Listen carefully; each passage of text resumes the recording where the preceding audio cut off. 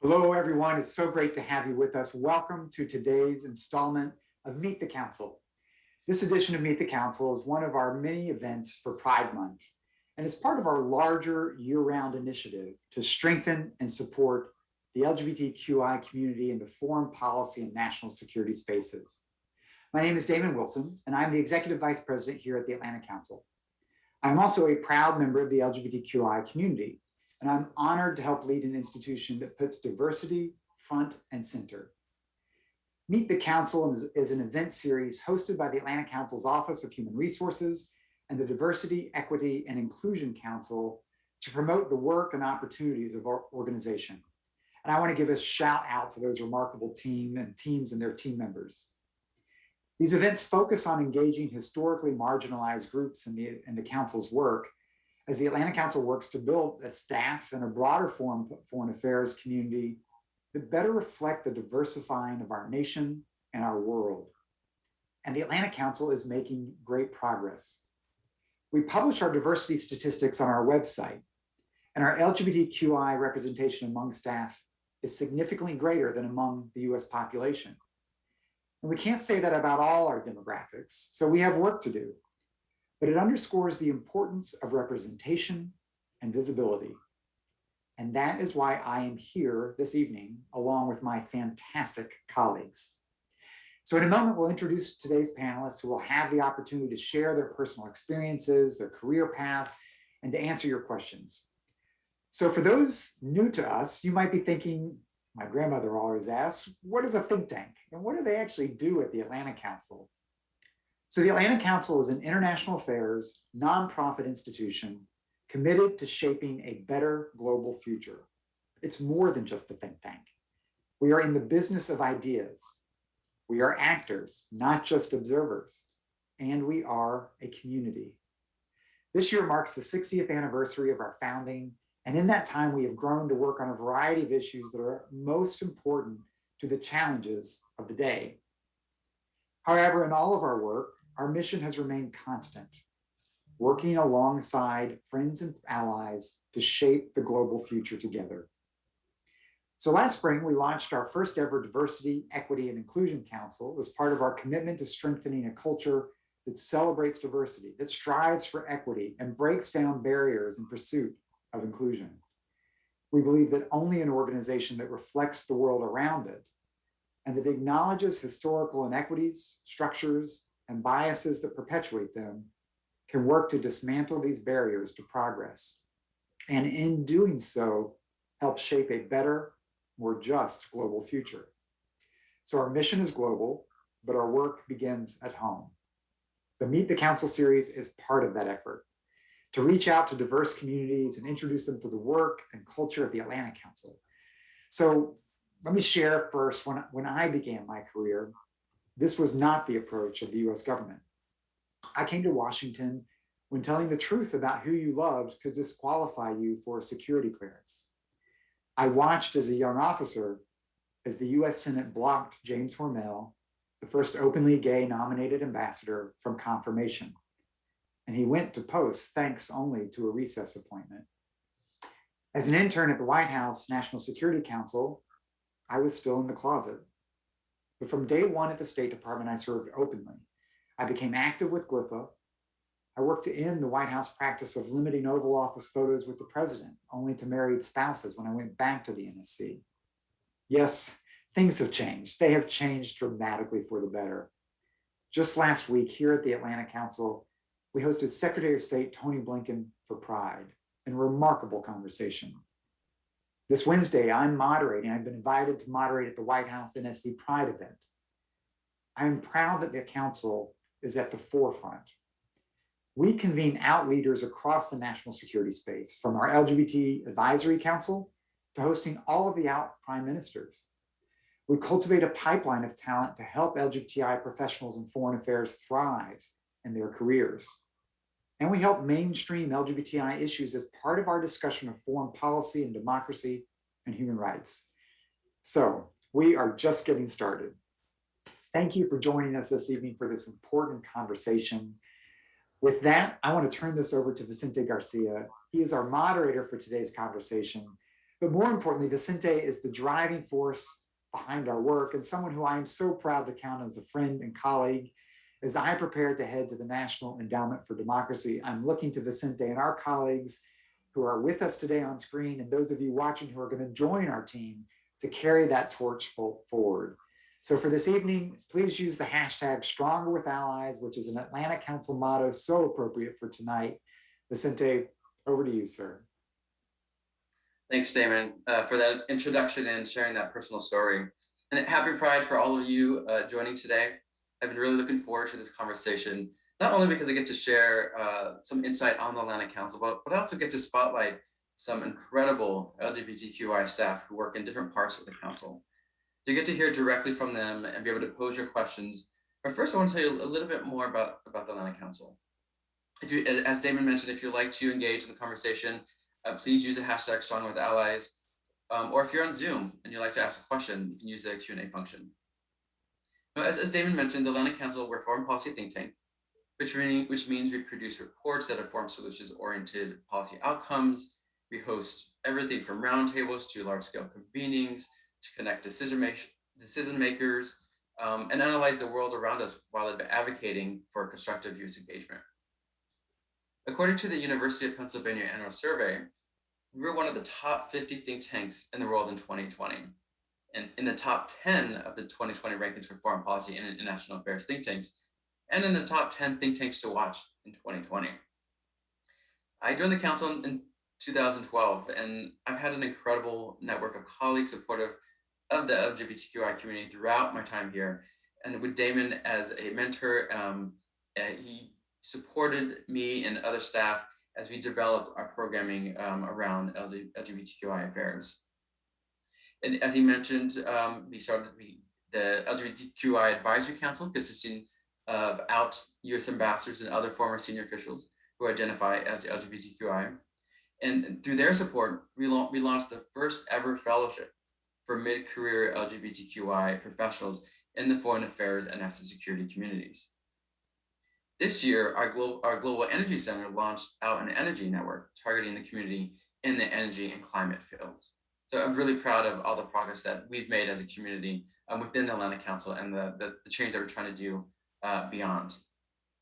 So fortunately, we have 14 programs and centers with whom we can organize and coordinate events and projects at the intersection of foreign policy and LGBTI affairs. Recently, we hosted Secretary Blinken, as Damon was mentioning, for a Pride event. Last fall, we hosted then Mayor Pete, now Secretary Pete, and we've hosted 3 out prime ministers for Pride last year. And of course, we host a number of different, not only just speakers, but a number of different pieces and written pieces that we encourage for you to check out. Everything from recently publishing a piece on protecting the world's trans population, and particularly with through political representation, to an article on Ukraine and how to address the homophobia that exists there. And there's a clear need for visibility and engagement for the LGBTQI community in the world of foreign affairs and national security so that we have a seat at the table. And I really hope that this event, we can encourage more involvement and attract a diverse group of people that reflects our global community. I'd now like to introduce our speakers for today. I'll moderate a conversation with them so you can learn about them and the council more, but please submit your questions for them to respond as well. I'll go through the questions as time permits. And as I mentioned, please use the hashtag #StrongerWithAllies to engage, or if you're on Zoom, use the Q&A function. We'll also include some links in the chat box for more information on how to engage with the Atlanta Council. So with us today, we have 4 speakers. We have Zachary Strauss, Assistant Director in our Global Energy Center. We have Adrian Hofer, Program Assistant in the Eurasia Center. Bridget Cornum, Assistant Director of Digital Engagement. And Caddy Cesare, Director of Global Human Resources and Talent Development. Caddy, Bridget, Adrian, Zach, thank you so much for joining this discussion today. Along with Damon, I feel so fortunate to have such a great LGBTQI family at the council. So I'd like to publicly thank you all for that you do. So I'd like to start off this conversation with a big picture question. We look around the foreign policy and national security community, and we don't see a lot of members of the LGBTQI community in leadership roles. And frankly, we don't see a lot in other roles either. Of course, there are various reasons for that, but an important one is to increase LGBTQI engagement at all levels is through visibility. So with question for you all, the speakers, why is it important? Why is this important? Why is representation so important to you? What are some of your observations when you're looking around in our foreign policy and national security community? And Zach, I think I'll turn to you first. Hi, everyone. My name is Zachary Strauss. I'm an assistant director at the Global Energy Center, and thanks so much for having me here today. My preferred gender pronouns are he, him, and I identify as bisexual or queer. And as Damon mentioned, I think a lot about, in reference to your question, about the Lavender Scare, about the 40 years of systemic persecution and discrimination by the federal government of LGBTQI people in the State Department, in the Foreign Service, and barring them from holding security clearance or outing them and removing them from the service. Think about that gap that was created over that, the last half of the 20th century, and how we're having to shore up that gap and bring people into the pipeline and bring them into positions of authority and positions of agency. And it's really hard to think that you can be something you've never seen it happen before. It's really hard for heterosexual people to think that two men could raise a child until they had seen it before. It requires people to be able to see before they can believe it's possible. And I think putting more people in the room around the table who are LGBTQI, who are out, who are proud, to give people hope and give people a vector of possibility, especially for me. I'm a young professional. I'm in my 20s thinking about what I can be in my future. Can I be out while serving in the Central African Republic? Can I be out working in this main state here in DC or working at the Atlantic Council? It helps to have role models. It helps to have people who are able to show you and support you and provide you with an opportunity to shine and to be yourself and to bring your authentic self to work. And I'm fortunate here at the Atlantic Council to be able to do that.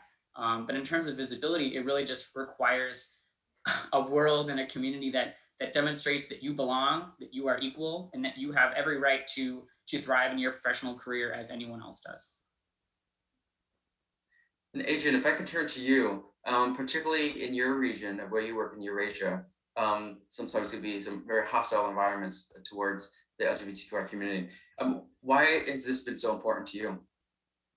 I think visibility matters in the sense that people in Ukraine or in Russia or elsewhere need to see that it is okay to live out proud, and to see that there is a better future for them, and to see that there's something that they can strive for.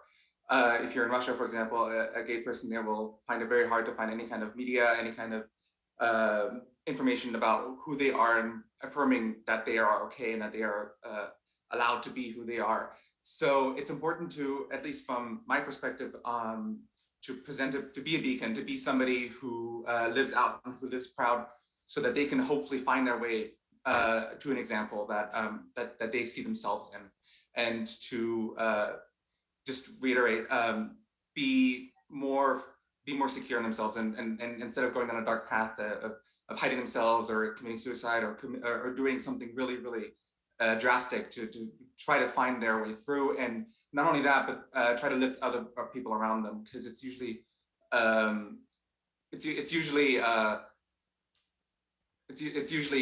they usually find a small community for themselves, and so it's good to know that there's somebody out there for fighting for you. Thanks, Adrian. And Bridget, let's turn to you. Thanks, Vicente. Yeah, I can say as a woman in national security, I'm constantly attending panels that is talking about, why it's important to, support other women in national security and to amplify those voices as well. And I can tell you that has made such a big impact on my life and has made me feel more welcome in that community, and allowed me to know that I can walk into a room and not have to put in all of that work, and not have to introduce myself and introduce, what being a woman in national security means. So that representation is also so important, so that, like, not only am I going to have to go and commit myself to this really intense job, while additionally being the LGBTQIA representation in this room, and while putting in all this work to, pave the way, I know that there's also someone there that is supporting me. So I think representation is so important, just to know that you're not going to have to do it all alone, and there will be someone, there will be people around you putting in that fight as well.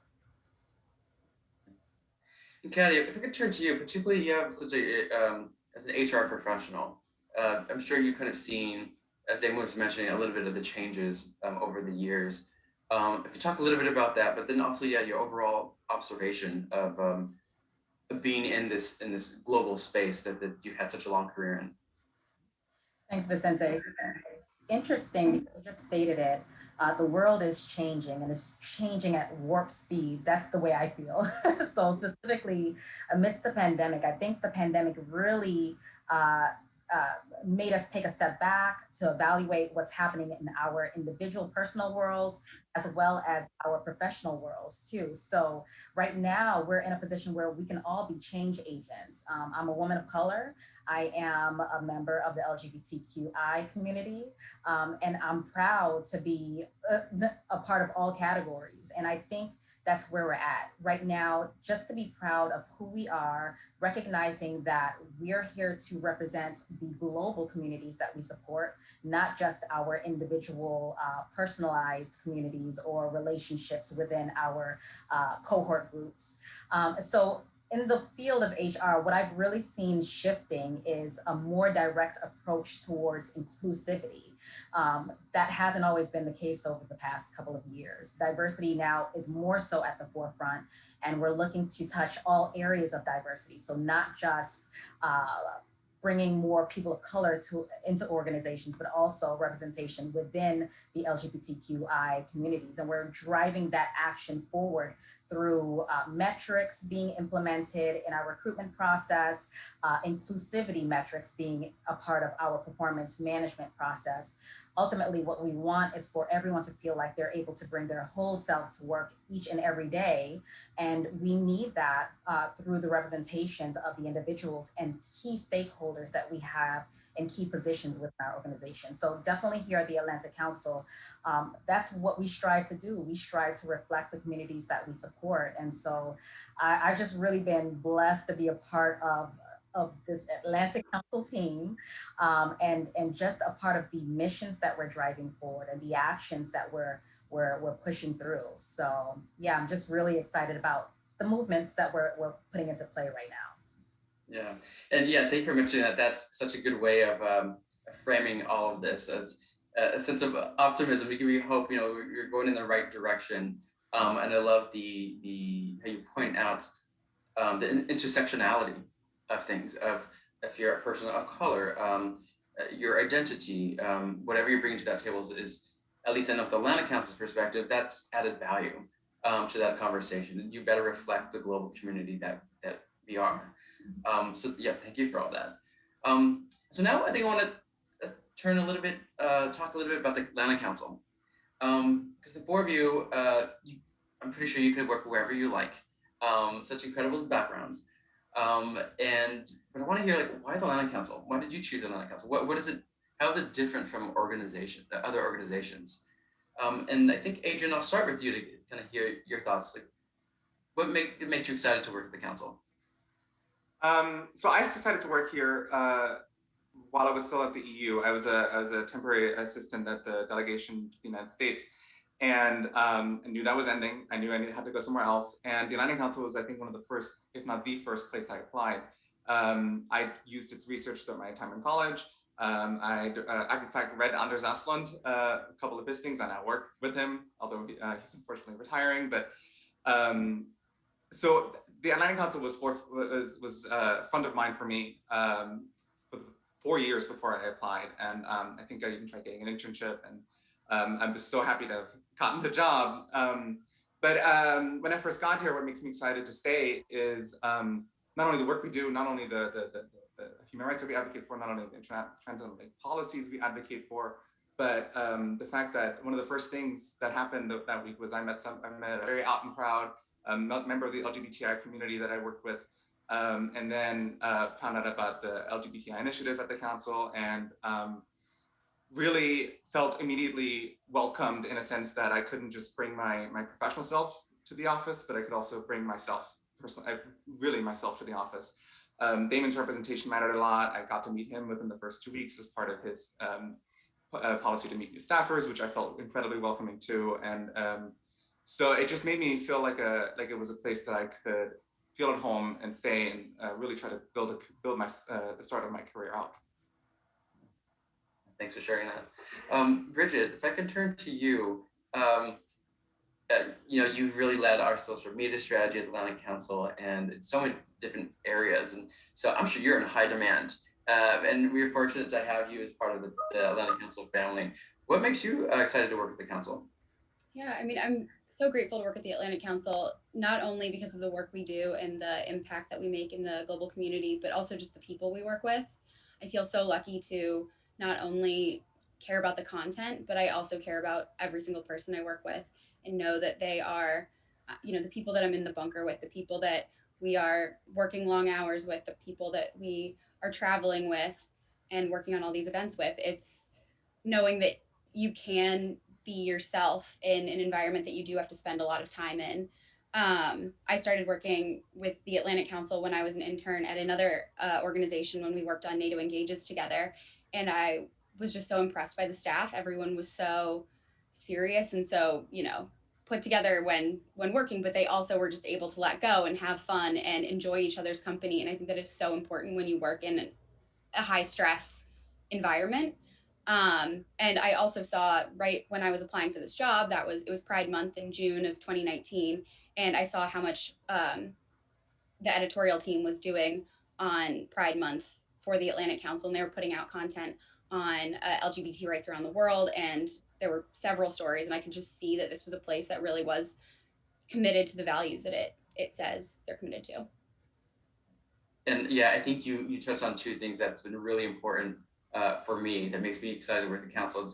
It's the marriage of people with passion and just the colleagues and the colleagues who come with such incredible skills that the marriage of all that together, it's fun, it's motivating, it's exciting. It's something I really appreciated when working at the council.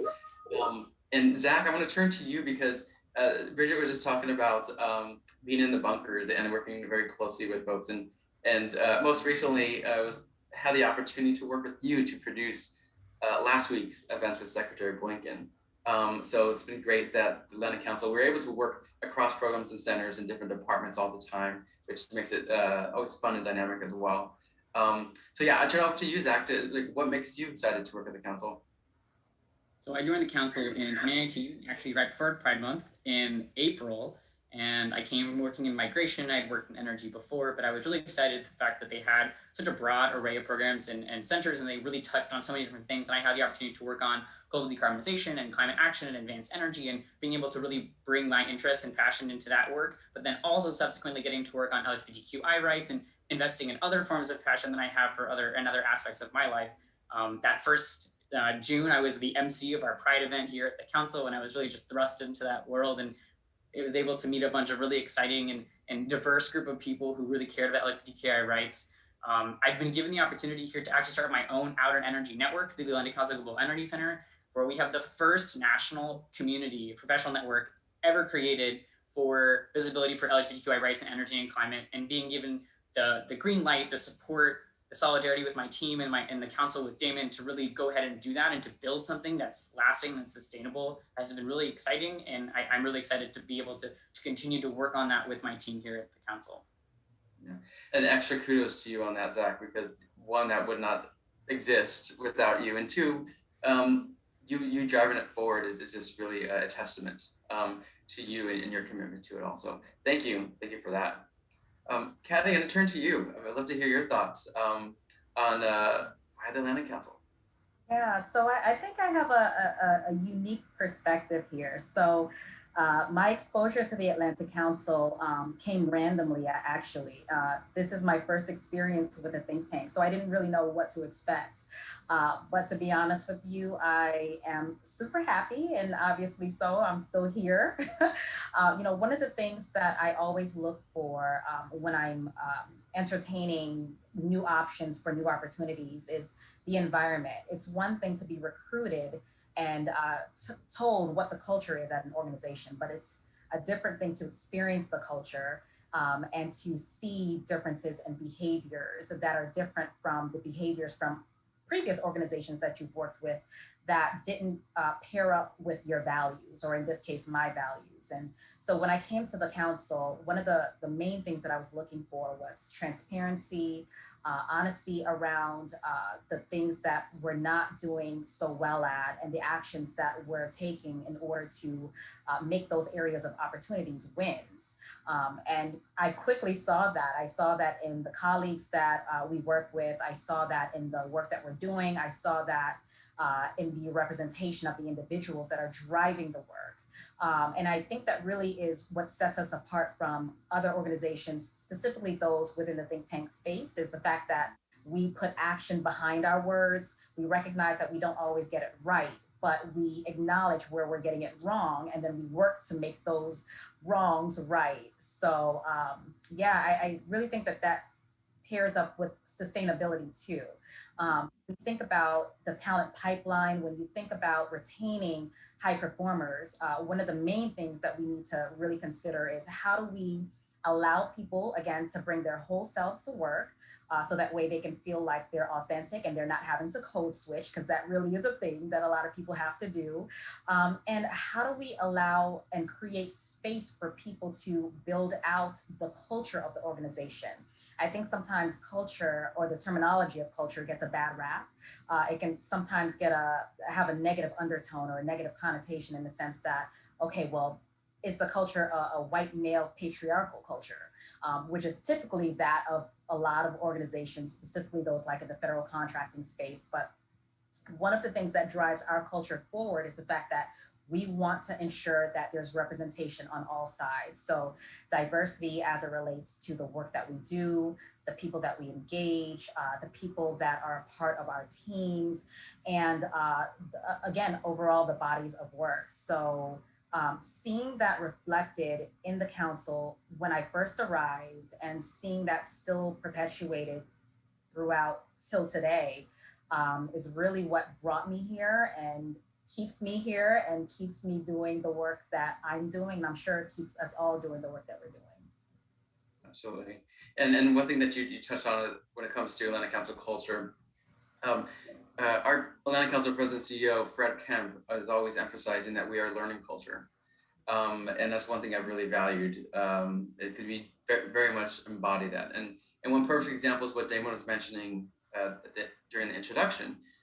This past summer, we launched a Diversity, Equity, Inclusion Council to address all the issues internally, externally, to be proactive, to react, but also be proactive on how to make this better and how to be more inclusive, and to grow our culture and go make sure we're going in the right direction. So because we recognize that, yeah, we are a learning culture, and we will evolve in a number of different ways. And so I love that part about our culture, in addition to everything that you were mentioning. So now I want to turn to a question on those that are interested in working at the council. So there's a rising generation that's stepping into the workforce, and perhaps other LGBTQI professionals that are interested in joining the council and working for the council. So I would love for each of you to share a little bit more about your personal experience, how you got your start here, what's the day in a regular day for you look like at the office or virtually. So I want to hear a little bit more about you, and perhaps share a little bit about what you look for in a candidate when you're interviewing them, for whether it be for an intern or a full-time employee. I'd love to hear a little bit more about that. So Bridget, I guess I'll turn to you first. If you can share a little bit more about what does a day in the life of Bridget look like, and what would you recommend, or what do you look for in a candidate when you're interviewing someone for the council? Sure. One of the most exciting parts about my job would be that there really is no typical day. Working in the central comms team, it's just pretty much supporting all the 14 centers that we have at the Atlanta Council, plus its overarching mission. So it really is just bouncing between, 1 minute something's happening with Ukraine and I'm working with Adrian, and then the next minute, something's happening in the Energy Center and I'm working with Zach. So it is a really exciting role where I get to work with all of our various centers and pretty much everyone at the council, which is what I love about it, is that I get to, learn about all of the different areas that we cover and meet all the different people. So there's really very little that is standard in my day except for going on social media at some point, tweeting, monitoring. But when I'm looking for a candidate, I think the main things that I'm looking for are adaptability, someone who can jump into really any situation and um, be able to navigate that. It can be kind of like cross-cultural communications, code switching, or just knowledge of different regions. Being able to have a solid overarching knowledge of any of the different policy areas that the Atlantic Council covers. Looking for someone who's a team player. It is something where we're constantly working on different events and different issue areas for all the different centers at the Atlantic Council. So being able to jump in on different projects and be a team player is very important.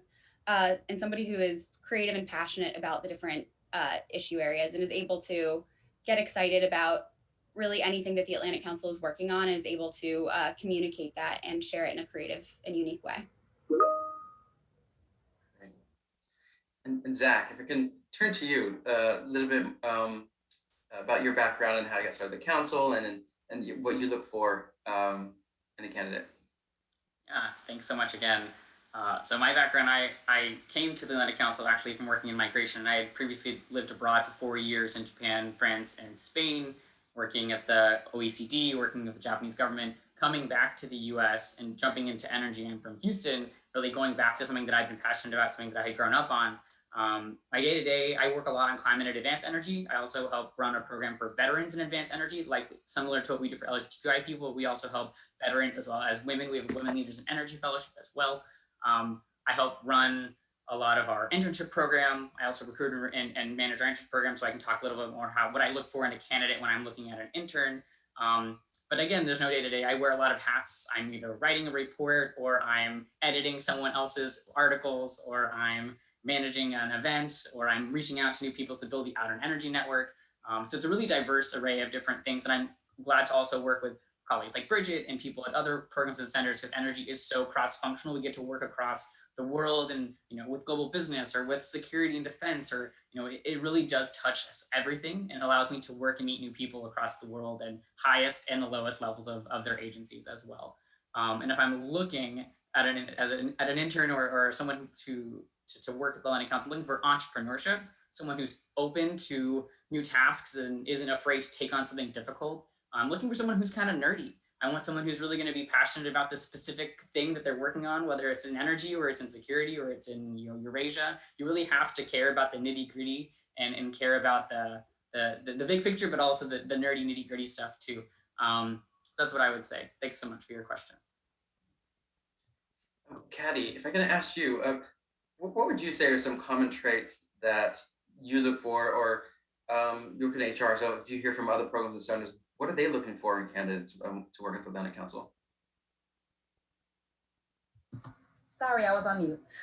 So it's interesting because Bridget and Zach's response really hit on everything that we actually look for overarching. So adaptability, agility, definitely leadership skills, and it doesn't matter at what level of hire that we're hiring. It could be a program or project assistant all the way up until our VPs or director level positions. At the end of the day, at the Atlantic Council, what we're doing is we're fostering the next generation of global leaders, and leadership is the core essential attribute that we're looking for.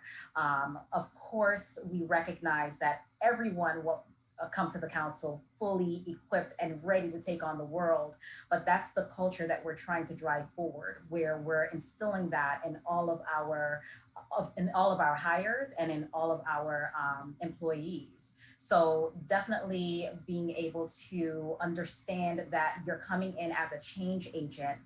The only thing in life is change. So we have to be able to adapt, adjust, acclimate, and be able to be drivers of that change in the right direction. So in partnering with hiring managers, that's a part of the discussion that I typically have, is essentially, what are you looking for? And then as we're interviewing candidates, are you finding these attributes? And if not, then maybe we need to go ahead and look again. But essentially what we're looking for is leaders.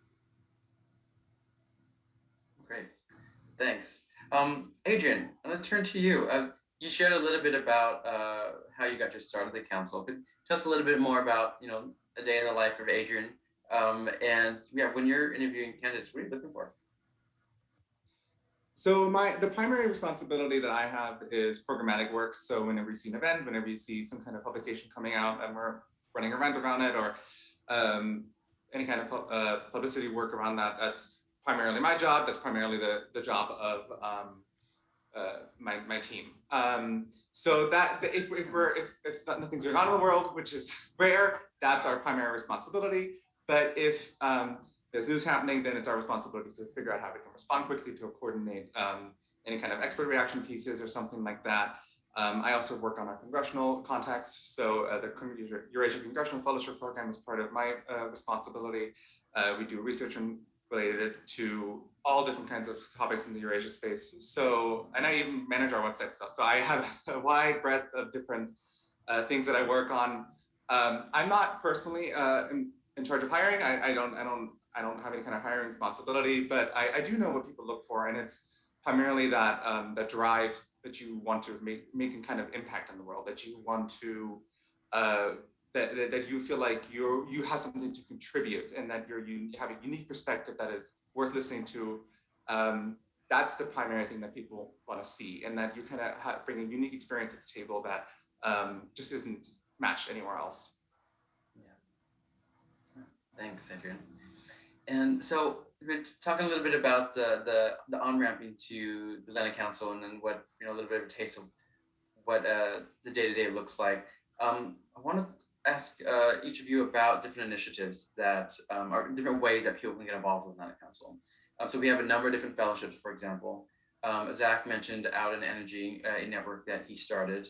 And so I think I'll start with you, Zach, because you mentioned the Out in Energy network, but there's also a few other fellowships within the Energy Center, with the Women Leaders in Energy Fellowship or the Veterans Advanced Energy Fellowship. Can you tell us a little bit about what those are, and how, if people are interested, how they can get involved? Yeah, that's a great question.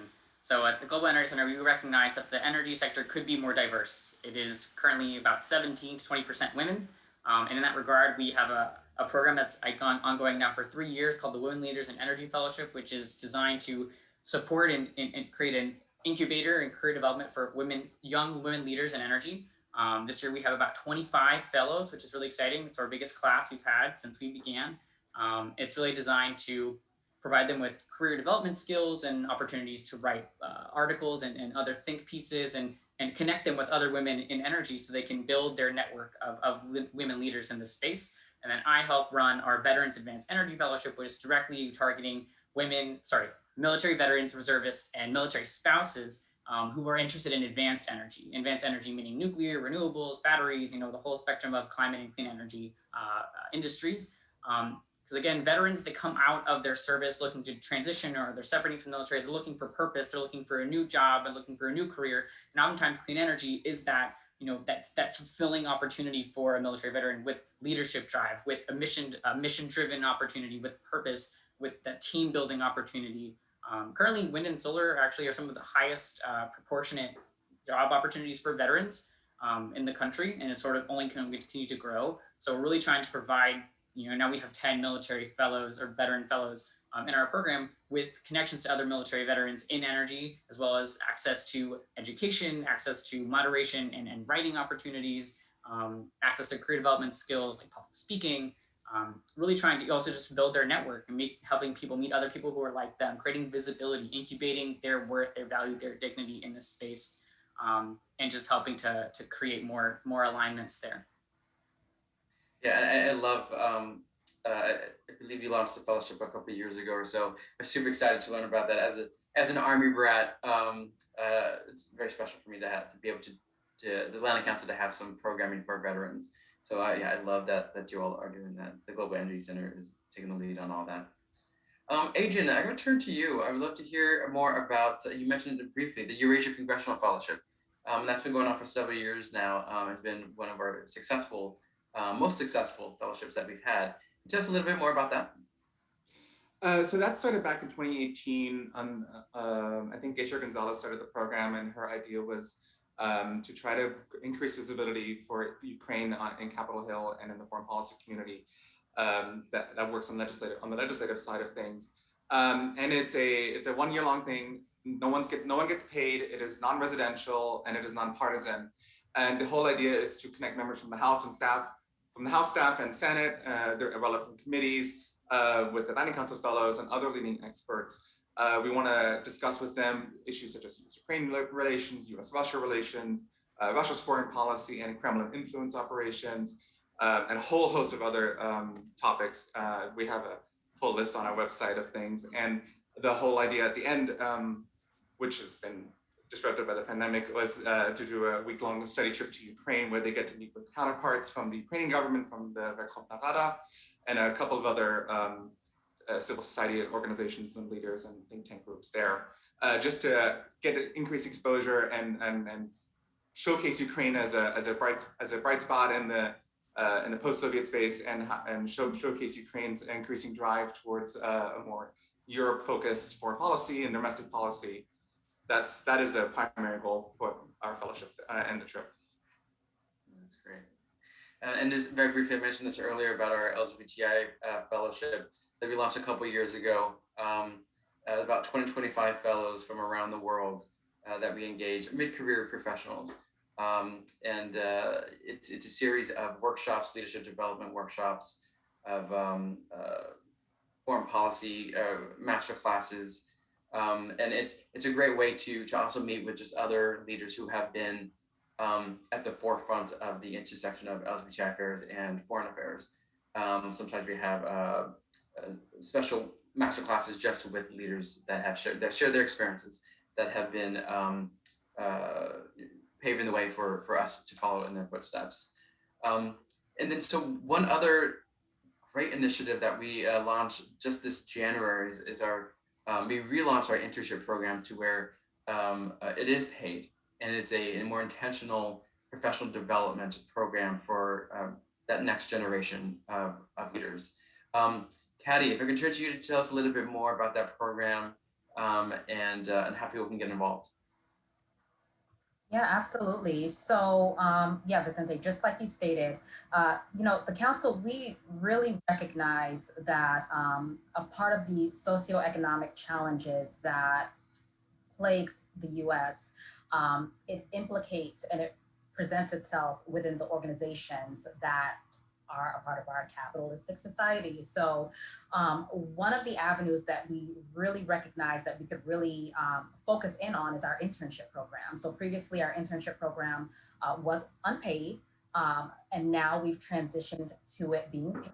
But not only just that, we've really revamped the entire program so that way it's all encompassing, all inclusive of not just diversity factors as a part of our recruitment process, but also our training and learning curriculum that's embedded as a part of the overarching programmatic structure. So we have masterclass series, we have newly updated training offerings for all of our interns.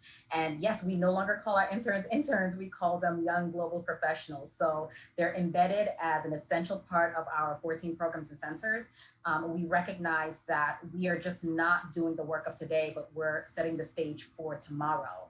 And in doing so, we have to incorporate the trainings necessary in order to ensure that our future is secure tomorrow. So with that, we really focused in on revamping our entire program.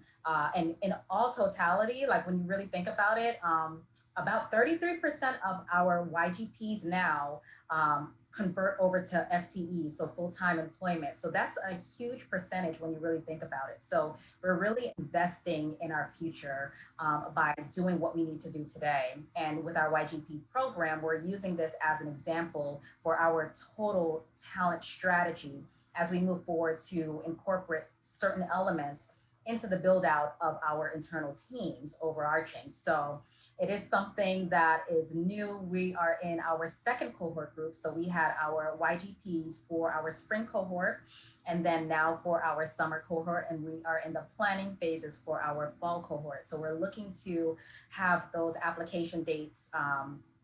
I think we're looking to have that scheduled out for next week. So everyone, please look to our website because our YGP application dates and procedures will be outlined on our website.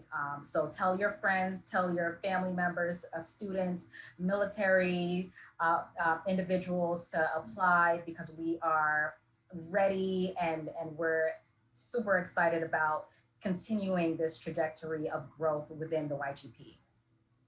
Great, thank you. So we do have a question about senior fellows, non-resident senior fellows. What do they do? Where should they be in their careers? So first of all, I'll turn to Zach because I know Zach, you work very closely with a lot of different senior fellows. So I'd love to hear some of your thoughts about those questions. Then I might turn to Caddy to see if she has anything to add from an HR perspective. Yeah, it's a good question. So as sort of the editorial assistant, I work very closely with a lot of our senior fellows, both on their publications, but also on working with them on speaking engagements for our events.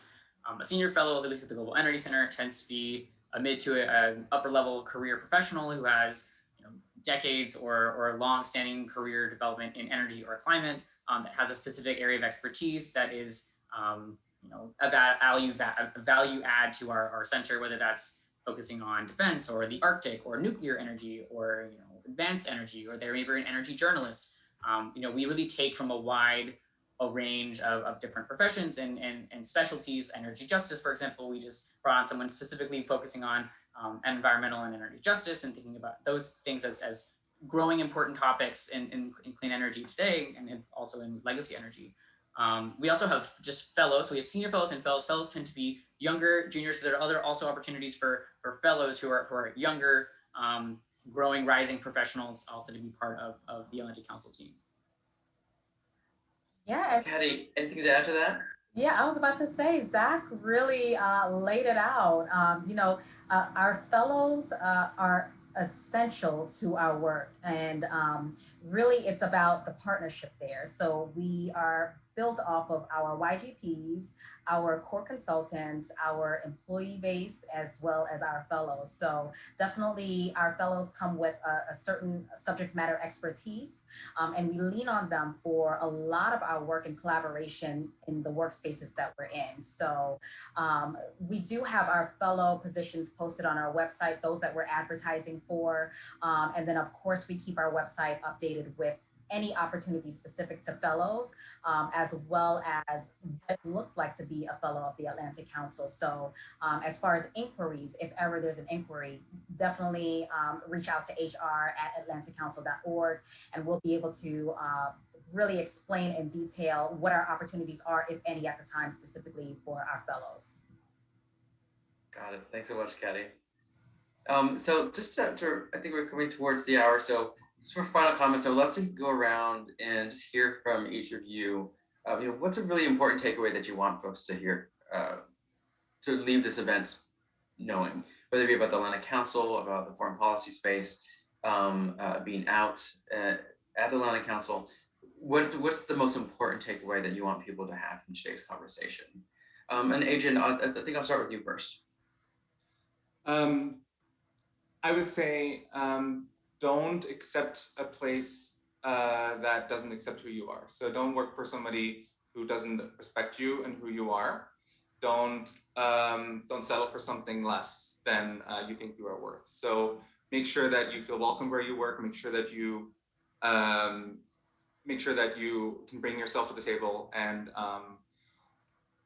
find that special space. And if you don't have that, and if you feel like you want to stay where you are, and because you really support the mission, but you don't think that there's enough representation, that there's enough support, make that support. Be the supports person. Somebody has to be the first. So blaze the path forward if no one else has yet. Bridget. Yeah, I think I'm going to touch on something similar, but more from what I would like to see from the institutional side, which would be, there are so many people out there that are passionate, that are excited about being in this space, that want to, put in hard work to impact the national security community. So just making it a more inclusive environment and making it a place that they want to be, and making it a place that they feel comfortable coming to every day, I think is so important.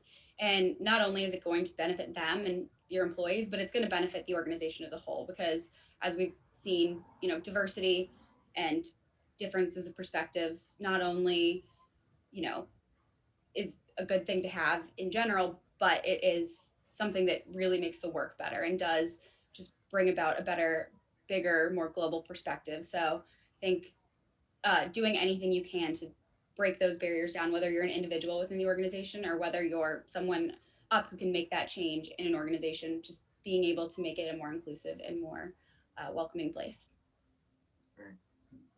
Zach. Thanks so much for your question. I would say that if you are a member of the LGBTQI plus community, you should know that you belong, that you are equal, that you deserve just as much as anyone else does. You deserve to thrive professionally and personally, and that nothing should tell you. You should never tell yourself differently. No one should be able to tell you differently. And if you are at a workplace, you should assert yourself. You shouldn't be humble, but assert yourself. Never think that you are lesser or you don't deserve as much as anyone else does. And just seek the allies out. So if there's people in your environment, look for those mentors. And if you don't have a mentor, be one for somebody else. Just like Adrienne said, blaze the trail.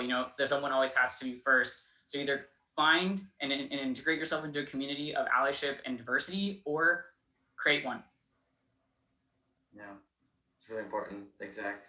Caddy. I love going after Zach because he says everything right.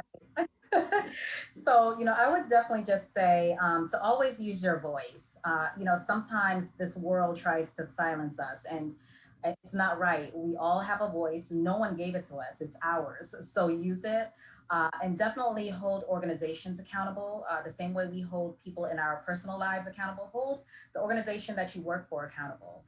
So definitely, make sure to partner with your supervisors or allies within your organization to drive forward things that are right, things that are positive, and things that will push forward and drive forward a more inclusive environment. Representation matters. You matter. I matter.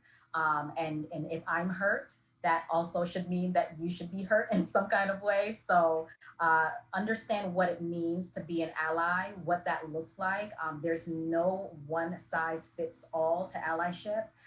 So understanding the different means of communicating and partnering and integrating and acclimating. I think once you get a handle on all of those things, even though it may not happen all at the same time, you'll be fine. But definitely find your voice, use it, and hold everyone accountable to driving forward what's right in this world. Okay, thanks, Caddy. And those are awesome, incredible words of wisdom from the four of you. And one question we received was about advice on just all the points that you've just making about how to acclimate within a organization and in a culture. And I think in a lot of ways it's being proactive. It's taking that initiative. Be the change that you want to see. And I love some of the points that you all read, Zach. The points of allies are so critically important. And I definitely seek those out. As much as you can, particularly to advance different initiatives that you're working on. And so with all that, thank you everyone for joining us today. Zach, Bridget, Caddy, Adrienne, that's such a fun conversation. And I want to thank everyone for tuning in today. I hope you enjoyed the conversation as much as I did. For more information on our work, on our commitment to diversity, equity, inclusion, our job board, we have lots of openings. Please check it out. Or even our Young Global Leaders Program. Check out our website. It's all listed there. And so we hope to see you in some of our events, virtual, remote, and hopefully hybrid and in person soon. And we'll see you hopefully at the next Meet the Council event too. So with that, thank you everyone. Until next time.